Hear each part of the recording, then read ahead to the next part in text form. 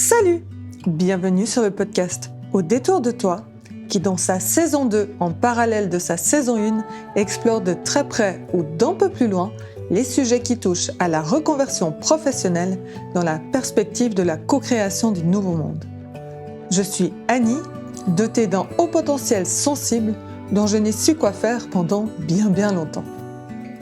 Aujourd'hui, en tant que coach et éveilleuse, j'accompagne d'autres hauts potentiels sensibles à se reconnecter à leur être profond, leur mission d'être, afin d'entamer leur reconversion professionnelle pour une vie alignée, pleine de sens et co-créatrice du nouveau monde.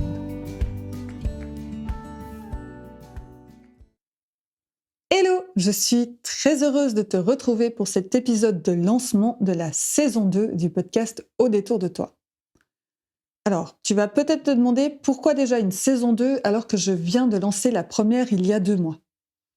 La première raison, c'est parce que j'avais très envie d'explorer des sujets qui touchent de très près ou d'un peu plus loin à la reconversion professionnelle, base de mes accompagnements en coaching. Et puis la deuxième raison, c'est que j'ai aussi un cerveau en arborescence qui s'ennuie vite lorsqu'une forme de linéarité s'installe. Mon cerveau en arborescence provient de mon haut potentiel sensible, ou plus communément appelé aujourd'hui hypersensibilité, qui m'amène à faire plein de liens entre différentes informations que je capte à plus large échelle à travers mes sens, ce qui m'a amené à ressentir beaucoup de trop-plein émotionnel par le passé. Mais bon, je suis aussi bien plus que ma caractéristique d'hypersensible. Donc, je m'appelle Annie, j'ai grandi à la campagne en Suisse et pour te donner quelques informations sur mon parcours, j'ai obtenu un bac ou une maturité gymnasiale, comme on l'appelle en Suisse, en langues anciennes, donc en latin grec. Et à ce moment-là, je me souviens que les matheux me posaient souvent la question, un peu pour m'embêter, à quoi ça pourrait bien servir pour la suite. À ce moment-là, le seul intérêt que j'avais, et finalement c'est celui que je me rends compte que c'était celui-là que je suivais à ce moment-là sans vraiment le savoir, c'est que ma petite voix intérieure s'intéressait à celui-ci parce que j'avais l'envie de comprendre les bases de notre culture, de comprendre les bases de la langue française et des autres langues dérivées du latin et du grec, parce que c'était pour moi un fondement en fait de compréhension de la société, de où on en était et de qu'est-ce qui faisait qu'on en était là aujourd'hui.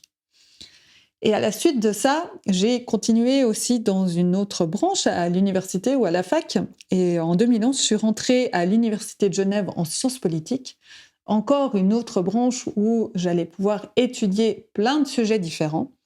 Et donc, durant ces années d'études, je suis partie à Malte pour apprendre l'anglais et je suis aussi partie en Erasmus un semestre à Vienne, en Autriche. J'ai obtenu mon master de sciences politiques avec une spécialisation en comportement politique des citoyens en 2011. Ce qui est intéressant aujourd'hui avec 13 à 15 ans de recul, waouh. Bonjour le coup de vieux, non je rigole. Mais effectivement ça fait un moment et pourtant j'ai l'impression que c'était hier. C'est que durant ces études, il y avait plein de sujets qui m'intéressaient. Et il y en avait qui m'attiraient beaucoup plus que les autres, qui avaient du sens. Mais je ne comprenais pas à ce moment-là parce que je n'avais pas les clés de lecture et d'écoute de ma petite voix intérieure. Alors pour te donner 3 exemples, le premier, déjà le comportement politique des citoyens. Pour moi, aujourd'hui, dans mon approche, tout part de l'individu. Donc du micro-politique, du micro-économique, et non pas du macro. Quand je dis tout part, c'est-à-dire le changement. Pour moi, aujourd'hui, le changement ne peut provenir que de l'individu. Maintenant, ça reste une vérité qui est la mienne, et c'est pas une vérité avec un V majuscule, parce que tu rencontreras peut-être d'autres personnes qui, pour elles, le changement proviendra et du micro et du macro, c'est-à-dire au niveau étatique, ou alors que du macro. C'est pas ma perspective aujourd'hui, mais de nouveau, tu verras, je ferai un podcast à ce sujet-là, je ne détiens pas une vérité avec un V majuscule.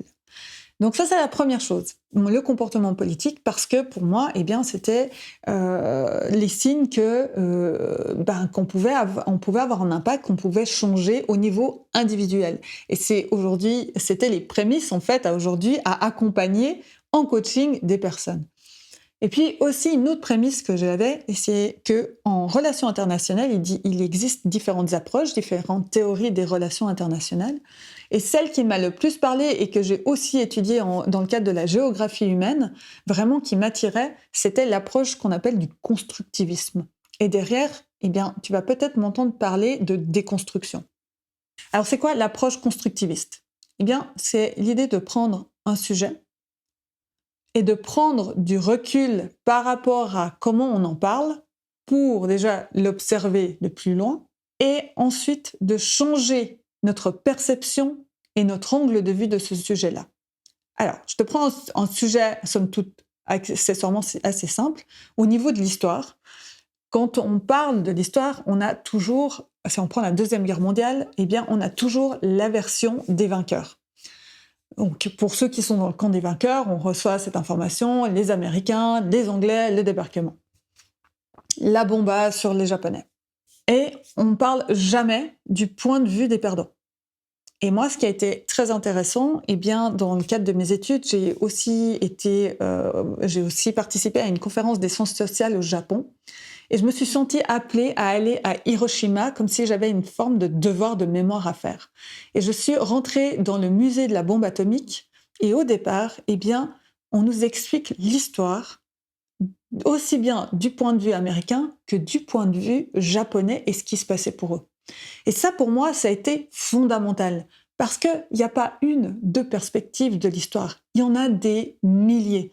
Sauf qu'on a toujours tendance à essayer d'unifier autour d'une version de l'histoire. Et c'est ça qui est intéressant. Si tu prends le féminisme aussi, eh bien, souvent, dans l'histoire, on parle beaucoup des hommes, de ce qu'ils ont trouvé. Alors que souvent, il y a des femmes aussi. Mais on a caché cette partie de l'histoire. Alors, je suis pas là pour polémiquer sur l'histoire. Vraiment, c'est pas mon but. Mais c'est pour donner des exemples qu'en fait, eh bien, il y a plein de sujets sur lesquels aujourd'hui on peut avoir d'autres approches, on peut avoir d'autres points de vue et qui sont tout autant importants à prendre en compte. Et c'est ce qui aujourd'hui me passionne, c'est la diversité des points de vue et de ne pas rentrer en séparation par rapport à ceci, mais au contraire de chercher à se comprendre sans s'influencer et d'accepter que l'autre peut avoir raison et que moi aussi, même si on a des avis totalement divergents. Et ça, c'est OK. Et ça, pour moi, c'est un des fondements de la co-construction, de la co-création du nouveau monde, c'est d'ouvrir et d'accepter le point de vue de l'autre sans chercher à lui imposer le nôtre. Alors ça, c'est ce qui m'a appelé dans le constructivisme. Mais j'ai pu le comprendre qu'aujourd'hui. Pourquoi? Parce que c'est les bases de mon métier de coach. Dans mon métier de coach, eh bien, j'accompagne des personnes à prendre un sujet, à regarder un sujet, de poser un objectif par rapport à celui-ci. Je referai un podcast sur le coaching d'ailleurs aussi. Et de prendre du recul par rapport à ce sujet, parce que des fois on a nos émotions on est pris à la gorge par nos émotions, on voit que d'un côté, alors qu'en fait quand on prend du recul ou qu'on va chercher d'autres expériences de notre vie, eh bien on se rend compte qu'on peut le regarder d'un autre point de vue et que face à celui-ci, on peut avoir des ressources cachées ou des ressources en nous pour pouvoir, en guillemets, faire face, s'il y a un enjeu de faire face à ce qui est discuté dans la séance de coaching, ou alors de pouvoir avancer vers un objectif fixé. Et c'est ça, en fait, cette base du constructivisme qui m'appelait tant, et bien je le comprends aujourd'hui, c'est que c'est les fondements de mon métier. Et donc aussi le troisième point, un autre qui m'attirait, c'est l'humanisme. De revenir justement à l'humain, de le remettre au centre de la discussion. Parce qu'aujourd'hui, dans ma perspective, le monde est rempli de non-sens. Et la perspective d'ouvrir sur l'humanisme, pour moi, m'attirait, mais je ne comprenais pas non plus, parce que je n'avais pas du tout cette clé de lecture, m'attirait à aller comprendre et justement à aller chercher la richesse dans chaque individu. Donc voilà, ça, c'est 3 fondements qui font qu'aujourd'hui, je peux te parler de tout ça. Et ça a été tellement intéressant de comprendre qu'en fait, je recevais des informations par ma petite voix intérieure à ce moment-là qui me disait « Oui, c'est ça !» Et c'est complètement fou. Mais à ce moment-là, quand je te dis que j'avais pas les clés de décryptage, c'est que j'avais un mental qui prenait le dessus en disant non, mais c'est bien intéressant ton truc, mais ça va pas t'amener très loin. Donc, il va falloir que tu t'intéresses à d'autres trucs. Et ça a été ce mental et la prise entre guillemets, de pouvoir de mon mental, eh bien, ça a été le précurseur à l'expérience que j'ai eue dans ma première carrière professionnelle. Et ça, c'est la suite de mon parcours. Donc, en 2011, j'entre dans le monde professionnel, dans le commerce international à Genève. Avec 4 ans de recul aujourd'hui, je peux vraiment affirmer que c'était une expérience fantastique. Et c'est pas du tout cynique, ce que je dis, vraiment pas, ni ironique. Quand je dis que c'est fantastique, c'est que je le ressens vraiment comme ça. Sur le moment, ça l'était pas. Clairement, sur le moment, c'était pas facile. Ça a été très difficile. Notamment, je t'ai parlé d'hypersensibilité. J'avais vraiment, aujourd'hui, avec le recul, l'impression d'être un éléphant dans un magasin de porcelaine avec toutes mes émotions qui semblaient ne pas avoir leur place à ce niveau-là. Et quand je te dis qu'elle a été fantastique, cette expérience, c'est que j'ai vraiment appris tout ce que je voulais pas pour ma vie. Donc, ce qui s'est passé, c'est que mon mental a pris le dessus et donc j'ai pas du tout écouté ma petite voix intérieure. Je pouvais pas l'écouter. Vraiment, c'était l'expérience que je devais vivre pour pouvoir me mettre à son écoute après. Je pouvais pas l'écouter et ce qui s'est passé, c'est que j'ai commencé à construire un personnage. Si tu regardes des photos de Annie, il y en a pas beaucoup, mais si j'en trouve, des photos de Annie dans le commerce international, seulement extérieurement, je me maquillais beaucoup. C'était pas moche, au contraire, c'était pas vulgaire, pas du tout, c'était très beau. Mais aujourd'hui, si tu me regardes, je n'ai plus de maquillage. Alors oui, j'utilise quelques filtres sur Instagram, mais autrement, je porte plus de maquillage, vraiment pas. Et je regarde ces photos-là et je me trouve pas belle. Contrairement à aujourd'hui, en fait, j'ose affirmer que quand je me regarde en vidéo, quand je me regarde en photo, je me trouve super belle. Mais c'était pas le cas avant, parce que déjà, j'avais pas fait ce premier pas de revenir à moi et donner de l'amour. Ça, ce sera encore un autre sujet dans le podcast. Et donc, qu'est-ce qui s'est passé ? Je me suis construit un personnage. Je me suis construit un personnage en fonction de ce que je croyais devoir être dans ce milieu-là. Et ce qui s'est passé, c'est que ce personnage, avec ce qui se passait à l'intérieur de moi, de par aussi mon hypersensibilité, j'étais de plus en plus en décalage entre ce personnage sur lequel j'ai mis plein de masques dans le par-être, que je reviendrai évidemment dans un podcast par rapport à ce sujet-là, et la personne que je sens être à l'intérieur de moi. Et je cachais mes émotions, et plus ça avançait, plus je tirais sur la corde raide, et à un moment, elle a pété. Elle a pété en 2015, pourtant j'avais eu plein de signes, je reviendrai aussi justement dans l'histoire du paraître, dans un podcast sur le paraître, dans les relations, dans le professionnel, le monde professionnel d'aujourd'hui. Eh bien, ma corde, elle a pété. Et donc, en 2015, j'avais reçu plein de signes de mon corps, de la fatigue, j'étais malade et tout, mais j'écoutais pas parce que mon mental disait non, faut que tu retournes au boulot et tout, faut que ce soit parfait, faut que tout soit tenu dans les détails. Et donc, ma corde a pété en 2015, burn-out. Je suis pas partie tout de suite, mais mon corps m'a vraiment fait comprendre qu'il allait falloir que je m'arrête. Et je suis revenue au travail parce qu'en 2016, il y a un truc qui m'avait tiré en avant, c'est qu'en 2016, j'avais un rêve qui se réalisait, qui était que j'allais partir à Londres, travailler 1 année à Londres.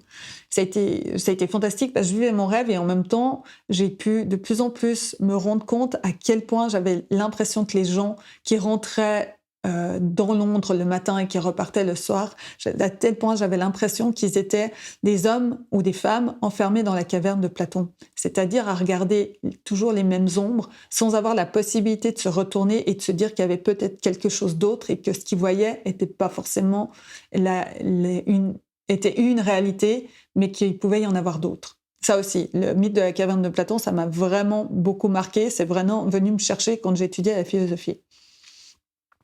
Donc à Londres, je comprends à quel point en fait je suis pas du tout faite pour ce monde-là, à quel point je me mets des masques. Et puis j'intègre cette idée que je vais partir, que je vais me reconvertir. Et je me dis bon, ok, je fais des calculs au départ. Je me dis ok, je vais partir en 2018 et tout parce que voilà, là j'aurai assez d'argent pour vivre en tout cas 1 année seule sur mes économies. Et il s'est avéré que les signes sont revenus et que j'ai dû partir plus tôt. Et c'est là que j'ai commencé à avoir les premières synchronicités dans ma vie parce que tout d'un coup, le jour où j'ai décidé de m'en aller, il y a eu plein de messages qui sont arrivés pour me confirmer que je prenais la bonne décision notamment, celui qui a été le plus fort, ça a été la maladie de mon papa, qui a fait qu'il est décédé 1 année plus tard. Je reviendrai sur cet événement de ma vie, mais vraiment, ça a été un élément vraiment déclencheur qui me confirmait parce que au moment où j'ai pris ma décision, on apprenait sa maladie.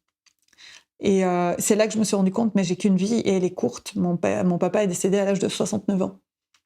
Et j'étais mais moi je veux pas passer ma vie à passer à côté du train de ma vie. Donc ça me confirmait vraiment ma décision. Et je suis partie avec l'idée que je voulais aider les jeunes de ma génération, dite Y, à donner du sens à leur vie. Comment j'allais le faire? J'en avais aucune idée. Mais je suis partie avec ça, toute guillerette d'arriver dans un espace de coworking. Et je ne me doutais pas qu'à ce moment-là, j'allais rentrer dans 3 ans de tâtonnement, de pérégrination. Et tu vas comprendre pourquoi aujourd'hui j'accompagne sur l'entame de la reconversion professionnelle. Je suis arrivée avec cette idée qui s'est avérée 3 ans et demi plus tard me confirmer en fait que c'est ce que je comprends être ma mission d'être aujourd'hui, qui est d'accompagner les personnes de ma génération à incarner pleinement qui elles sont, à travers donc mon programme d'accompagnement Aligné Sens. Et ce programme, je me rends compte aujourd'hui que c'est celui que j'aurais voulu avoir il y a 3 ans et demi, il y a 4 ans en arrière maintenant.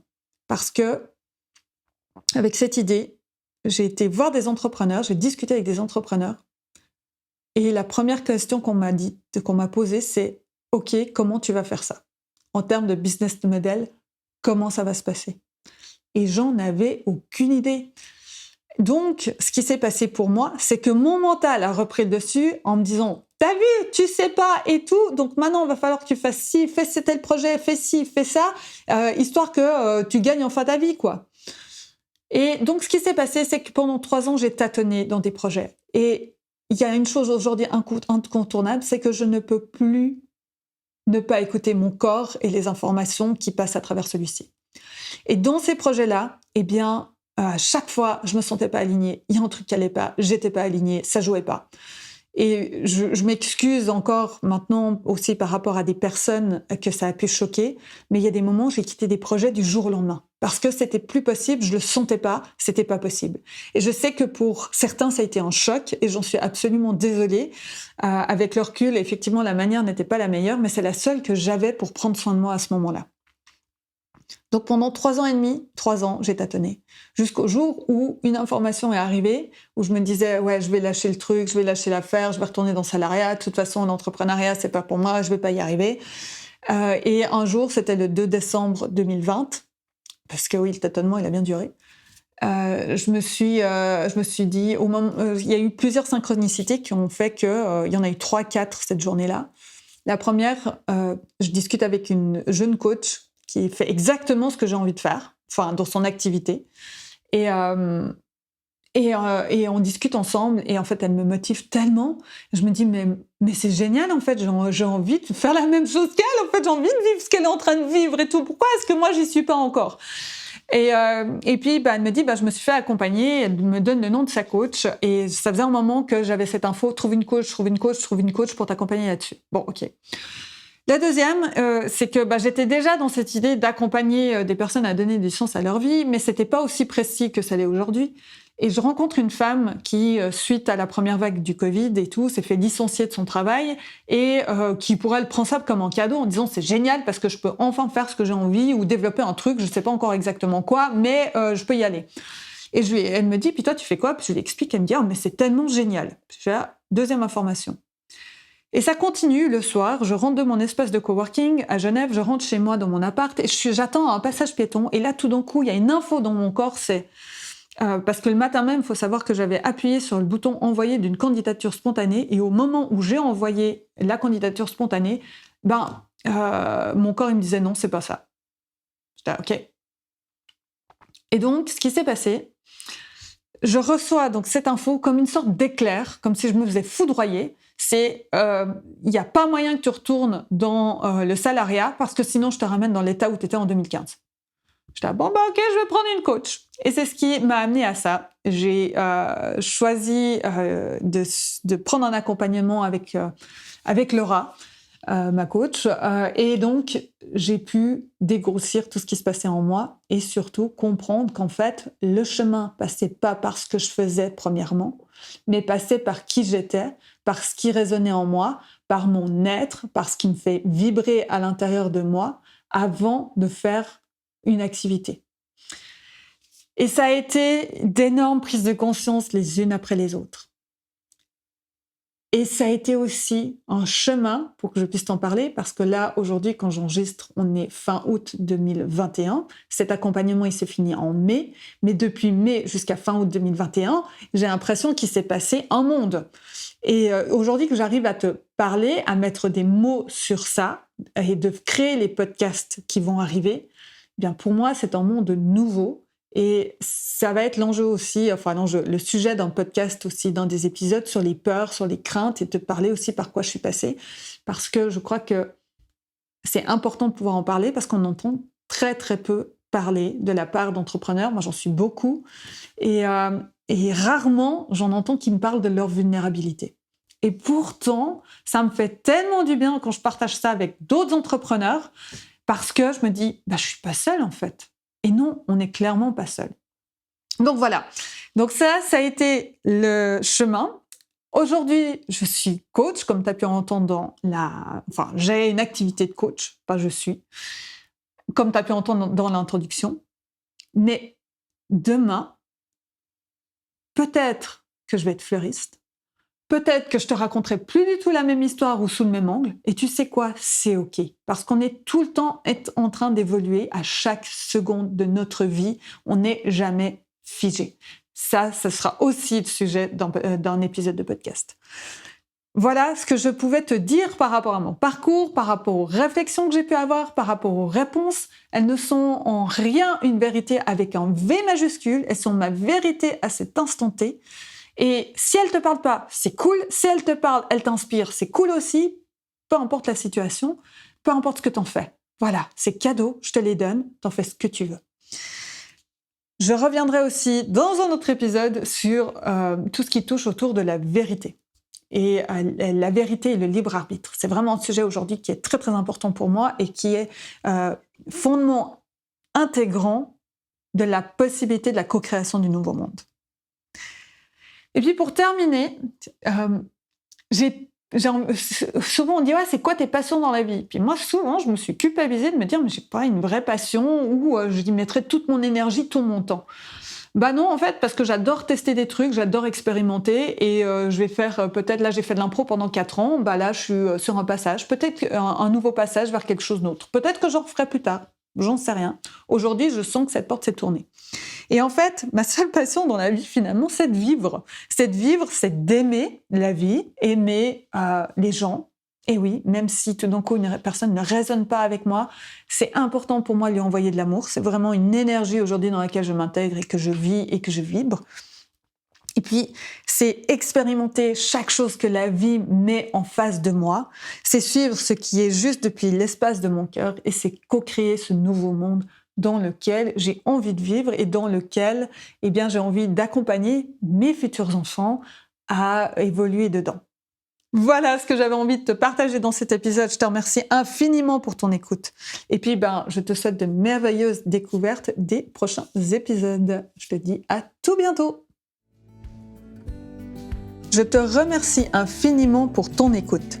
Si ce podcast t'a inspiré, t'a plu, je t'invite à le soutenir en laissant des petites notes sur ta plateforme d'écoute préférée ou 5 étoiles sur Apple Podcast pour le faire gagner en visibilité et le faire connaître à de plus en plus de personnes. Partage aussi le podcast sur tes réseaux sociaux, notamment en stories sur Instagram, pour que d'autres personnes puissent le découvrir et être inspirées par les différentes thématiques abordées. Tu peux retrouver le lien vers mon profil Instagram dans la description de l'épisode. Merci beaucoup pour ton écoute et à tout bientôt pour le prochain épisode du podcast Au détour de toi.